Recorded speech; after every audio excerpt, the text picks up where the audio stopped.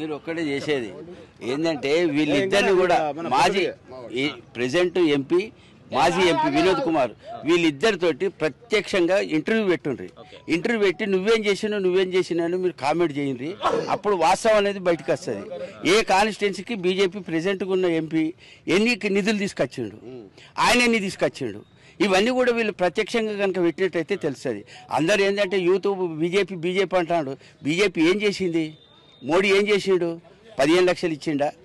2 కోట్ల ఉద్యోగాల చొప్పున 5 సంవత్సరాలు ఎన్ని కోట్ల ఉద్యోగాలు ఇచ్చిండు? రైల్వే పోయింది, అన్నీ ప్రైవేట్ పరం చేసిండు. ఏం చేసిండు? జిఎస్టీ పెట్టిండు, మొత్తం సర్వనాశనం చేసిండు. మొత్తం అది ఏవైనా ఎవరైతే బలిచున్నారో వాళ్ళకే సహాయ సహకారాలు అందిస్తాడు. ఎవరికి చేసిండు మోడీ? అదంతా వాస్తవం కాదు.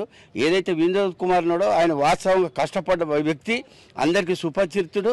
ఆయన ఖచ్చితంగా గెలిపిస్తారని ఆశాభావాన్ని నేను గెలిపిస్తున్నాను.